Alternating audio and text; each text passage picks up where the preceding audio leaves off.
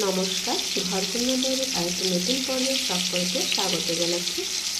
আজকে আমি করব একটু আলু দিয়ে পোলাও রকম পোলাও করব। আলু দিয়ে পোলাও জল ভিজিয়ে রেখেছিলাম, সেটা জল ঝরিয়ে রেখেছি, আলু কেটে নিয়েছি। আর এদিকে কিশমিশ, এলাচ, লং, তেজপাতা ভিজিয়ে রেখেছি। আর এদিকে হচ্ছে আমার ব্যালকনির গাছে দুটো ফুল শাকের পাতা হয়েছিল, সে থেকে দুটো বড়া করলাম। আর এটা হচ্ছে দুন্দল, এটা তো পোরকোলো বলে থাকে। এটা ভাজি করছি আতপ চাল বেটে, সেই আতপ চালে চিটনি দিয়ে এটা বড়া বানাচ্ছি। এটা খুব আস্তে আস্তে ভাজতে হবে, তাহলে ভিতরটা বেশ ভালো মতো হয়ে যাবে। দেখুন, ফুল পাতার বড়া খেতেও কিন্তু বেশ ভালো লাগে। এটা হোক, তারপরে উল্টাবো। দেখুন, আমি যে ভাজিটা বসিয়েছিলাম সেটা তুলে নিয়েছি।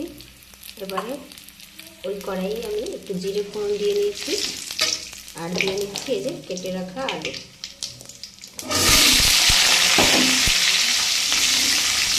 আলুটাকে একটু ভেজে নেব।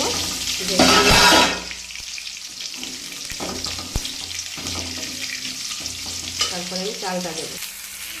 দেখুন, আলুটাকে কিছু সময় ভেজে নিয়ে তারপরে আমি আলুতে একটু লবণ দিয়েছিলাম, আর দিয়ে দিলাম এখানে চাল, কিশমিশ, তেজপাতা, লং, এলাচ সব একসাথে দিয়ে দিলাম। এবার এটাকে নেড়ে ভেজে নেব।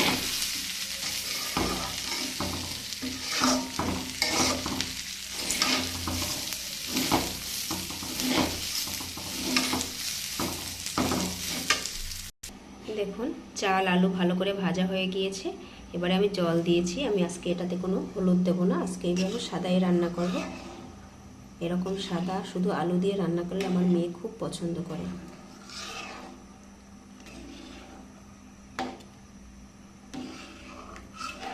এটা ফুটে উঠুক।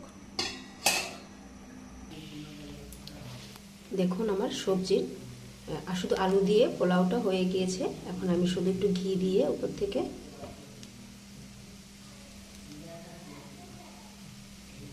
তারপর ঢাকা দিয়ে রেখে দেবো দমে।